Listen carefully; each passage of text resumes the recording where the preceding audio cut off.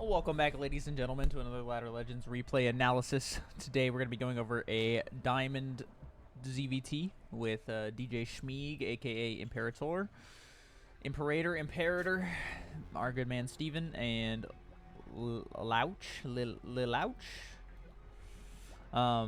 The question for this replay was how to deal with ling floods. So, we got our coffee, we got our headphones, let's get into it. Going for a 17 hatch from the Zerg player. We're going for a standard RFE from the Terran. Are we going to be playing Battle Mech, maybe? If there was enough time in the game to get ling flooded and there aren't 4 barracks across the map, I assume this is going to be Battle Mech if I know my man Steven over here.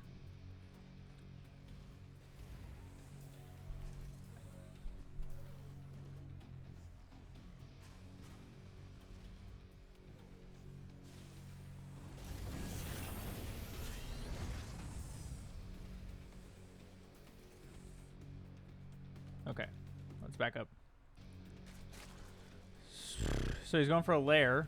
Normally this would indicate ling drop to me. Alright, where's the Reaper? What did our Reaper exactly see? So let's see. We're going to get in there. Our Reaper sees lings popping out of the eggs. Nice, we get a kill. We back off. So what we didn't check, though, is the drone count on the natural. That tends to be a pretty big tell. If it's an early ling flood like this. Did he also... Wait. Okay, no. He starts the lair after you leave. I thought he started and canceled the lair to, like, throw you off thinking he was doing something weird. Like, weird lair shenanigans, but he was just getting a queen. Okay. We go triple CC. So it is harder to defend with triple CC for sure. So our Zerg player is already making lings here. See, so we're starting our Hellions. We want to make sure the Hellions are rallied inside the wall. The Reaper should be out on the map. There's no reason the Reaper should be here. At the very least, it could give you like an idea that this is coming. But what you're really checking for with the Reaper is the third base, right? So if we do an 18 scout, we park the SCV here after the first scout. I don't know if we did or didn't. Like if that's a normal thing you do, but if you are going like. If we are to 18 scout, you can park the SCV at one of the third bases. You park the Reaper at the other third base. The third base needs to be going down from the Zerg at like by 3 minutes.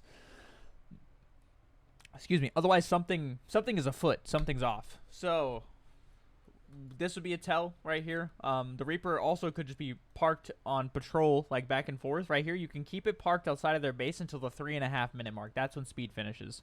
So 3:30 is right around the time speed finishes. Until then, the Reaper has free reign of the map. There's no reason we should have no map vision with this. Especially because we have stuff like Hellions on the way. It's not like this is going to be one of our only, one of a couple units, right? So another thing as well, I would probably keep the Hellions either like on top of the ramp is fine, but just close enough to the wall that we can get in and then close the wall. Give yourself enough grace time,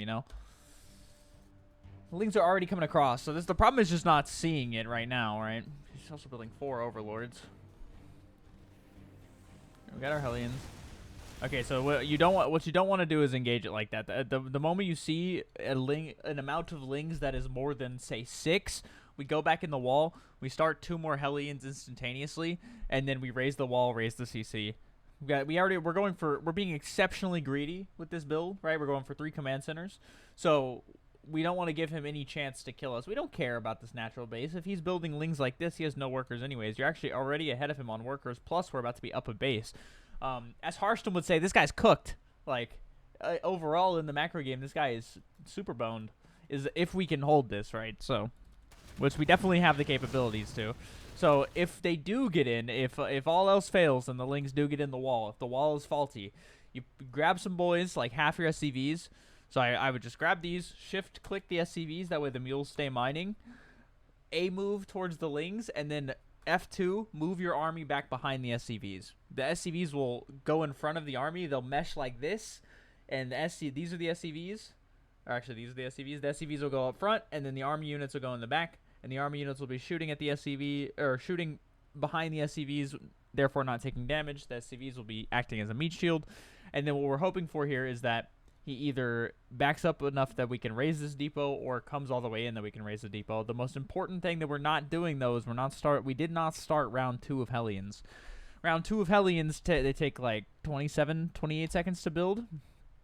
So let's just see. So after this first Hellion finishes, we could already have Hellion number 3 on the way here. This is before the Lings even get in the base.